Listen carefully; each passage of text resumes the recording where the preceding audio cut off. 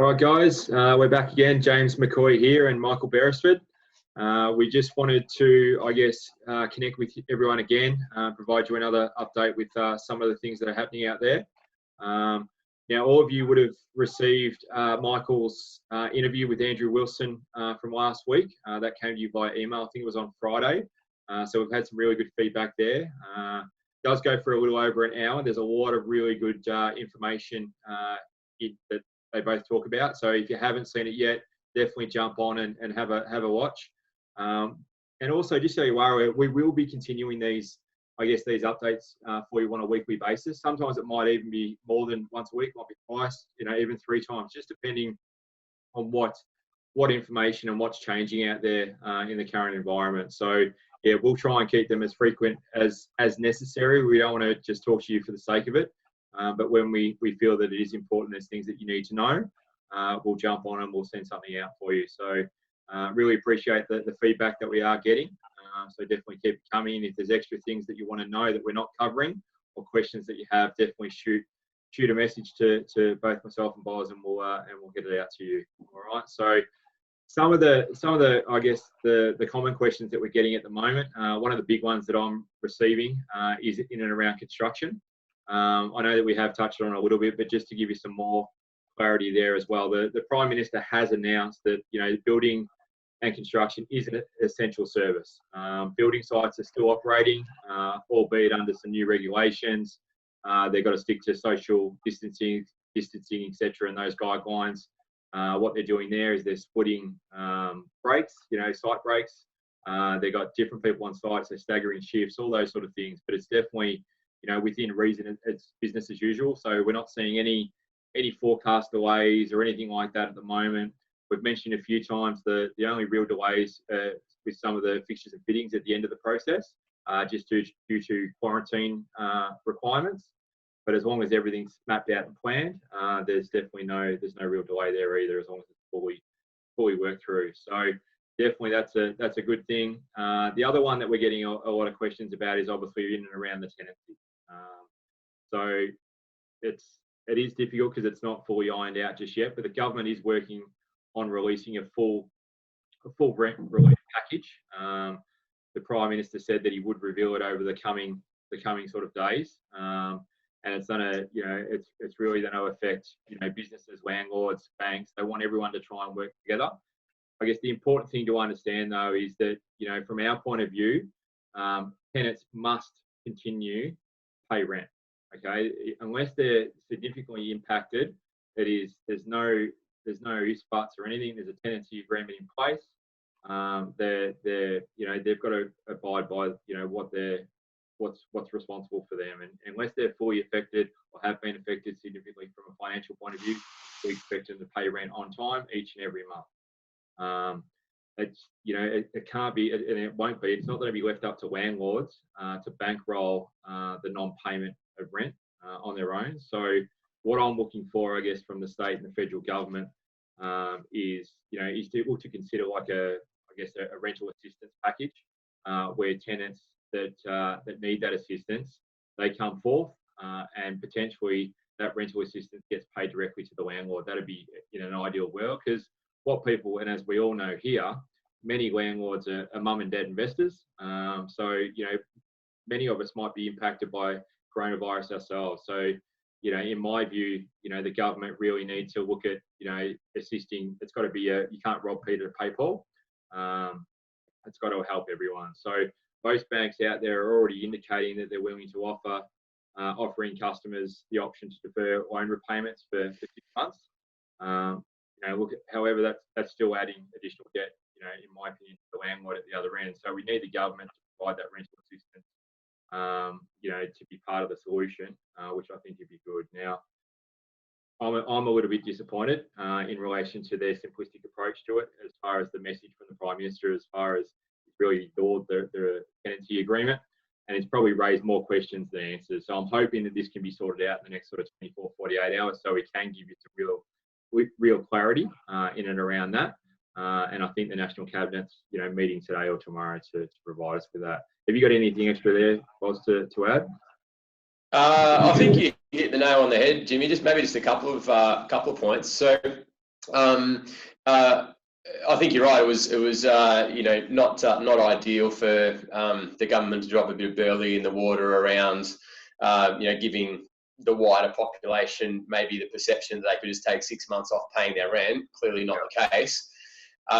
Last night, relating to commercial tenancies, Scott Morrison was quite clear that it was a, you know, tenant landlord bank case by case situation to work through.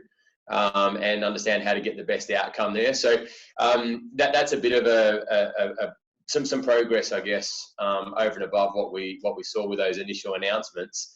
In that they don't want to make a blanket rule, because clearly not everyone's going to be affected. And you know, if we keep a sense of perspective and reality on this thing, it's really easy with the headlines and the language and terms like lockdown and so on. You know, you only hear about the people losing their jobs. You don't hear about the people keeping their jobs. You know, to think that potentially 100% of Australia are going to be unemployed. Clearly, that's not the case. The government is budgeting on a worst case unemployment of 13%. Was the last figure that I saw. So, if we think about that, it means that over 85% of the working population are still employed. So I guess just you know, we've already seen some clients that have had tenants with some hardship, you know, coming to the party with some flexibility or being willing to entertain those conversations, which is really great. We're all in this together, and it's a unique scenario. Let's make sure though that we're not being premature in those expectations.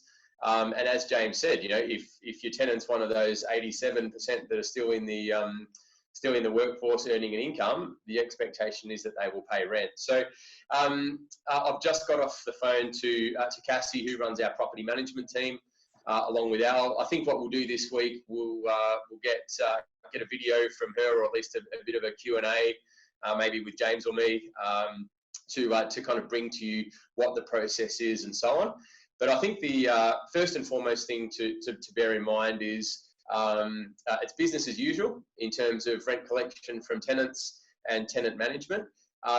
If your tenant is one of those that is experiencing hardship and they contact us, we will let you know. Okay, so we're going to be on the front foot and managing that as need be, and clearly to manage that as best as possible and get the most consistent experience for our tenants and for you, our clients as landlords. That centralisation of that process into head office, as per the announcements last week, is really key. So I just thought I'd add those couple of points, maybe a couple of others just to cover off. Have you finished, Jimmy? Was there anything else you mentioned? No, go for it. All good. Okay, cool. So a couple of things I was going to talk about was just, I guess, around the lending side of things.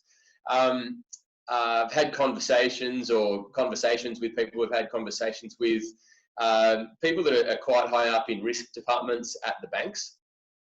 A really common concern, and this is again fed from media headlines and commentary around significant price drops in the market. I'll clarify that shortly, but the word from the banks is that clearly they don't want disclosures on or foreclosures, I should say, not disclosure, foreclosures or distressed sales on a large volume, because that only exposes their loan books and their risk.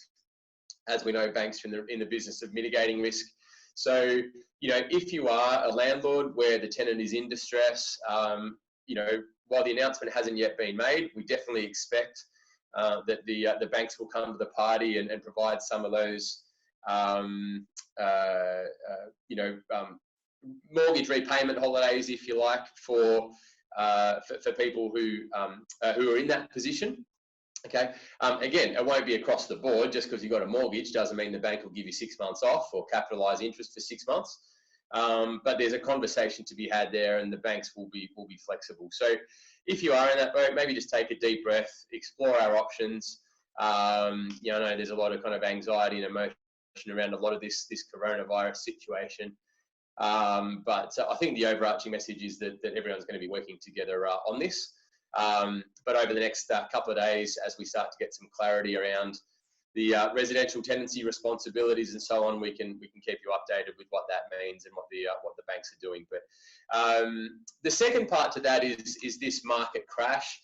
For anyone that's been to one of our property profit blueprint presentations, or property insight presentations as we used to call them, we talk about the headlines and what the reality means. In the video last week, we talked about over the next 6 to 12 months and beyond, our clients really understanding why we invest in the strategy that we do and the kind of properties that we do. So I thought I'd just do a quick recap. When you hear comments like, and even Andrew Wilson said it in the video, he said, when you see price drops, of X, or we expect the property prices will drop by 20%. We need to keep that in perspective, and we need to understand what they're measuring. Okay. If you hear a headline that says prices will drop by 20%, the first thing is no one has a crystal ball. The second thing is, in the GFC, even when there wasn't the amount of government stimulus like there is for this coronavirus response, we only saw the median house price drop 8 to 10%. Okay, so that's the first thing, is not believing everything that we're reading that's designed to sell clicks. The second thing is to understand what they are actually talking about. And if I shoot across, just let me know if you can see this, James. Yeah, that's good. All good. That's cool. Okay, so what we've got here is a range of sales. So this is the cheap end of the market, and this is the most expensive end of the market. Now, what the median house, when they say prices will drop by 20% or house prices will drop by X, the only measure that is analysed, the only data around that, is the median house price. Now, the median is not the average. The median is the middle value in a range of sales, right? So 1, 2, 3, 4, 5, 6 sales below the median means there must be 6 sales above the median. Okay, so when the market is flying and we see increases in the median house price, that's great from an uplift perspective, because confidence is high and people are buying at the top end of the market, okay, which is obviously pulling the median house price up. So that has a beneficial impact for the properties below the median that we are investing in, because of the consumer confidence. If we go the other way and say, right, let's say that the median drops by 20%, that doesn't mean that every property in Melbourne or Sydney or Australia has lost 20% of its value. Far from it. What it means is that the median has come back by that amount.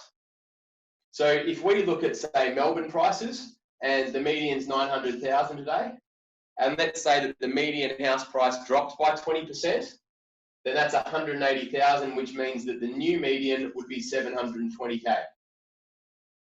How many of you OpenCorp clients out there have bought property at 720,000?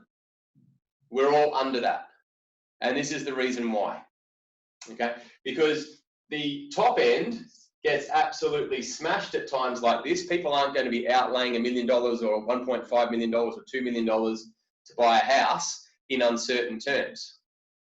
But for those 87% that have got a job, or at least the vast majority of them, they can afford $600,000, give or take, and they can afford $400 to $450 a week in rent, which is exactly why we buy properties at this end of the market.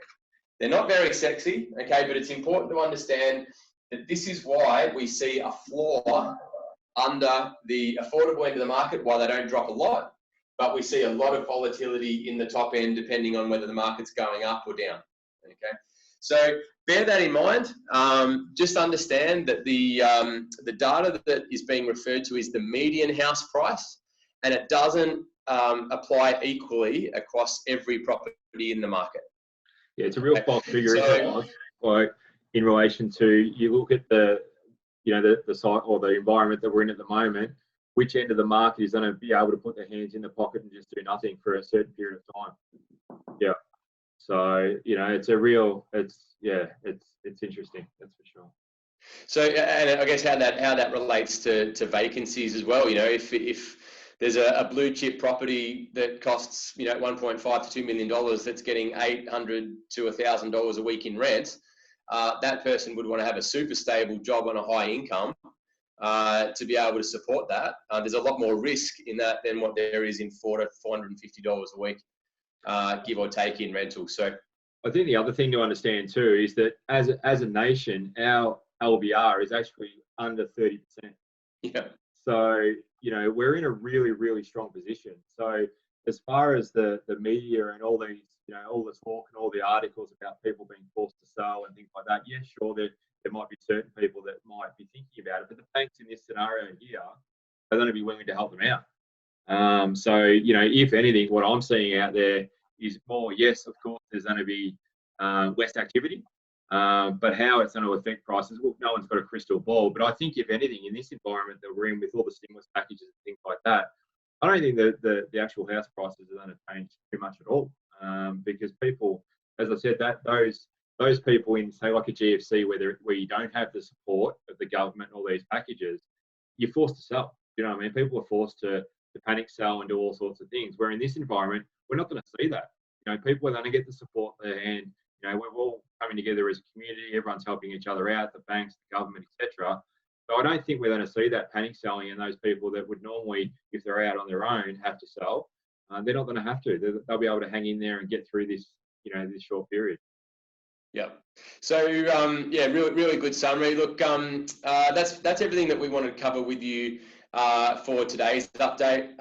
Like James said, let us know the kind of questions that you've got. The other thing I'd encourage you to do, aside from watching all of these videos, is we've actually got our next monthly Facebook Q&A. So that's going to be Matt Lewison and I set up, and basically we just take questions from cyberspace. Okay, so you can be sitting at home, Facebook Q&A, 7:30 this Thursday.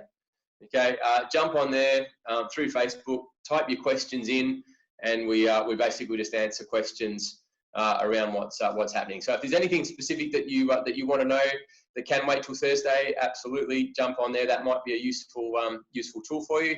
Otherwise, as James and I have said, you know, come to us. We're clearly getting a lot of questions. We appreciate everyone's patience if it's taking us a little bit of time to get back to you. But hopefully this is another useful update. And yeah, we'll be talking to Cassie soon. And as soon as there's some more information with regards to tenancy, we'll be back in touch. Beautiful, Boz. I think that's it then. So yeah, we'll do another one next week, or maybe, you know, before the end of the week, depending on what transpires over the coming days. Sounds good. Stay safe, everyone. Thank you.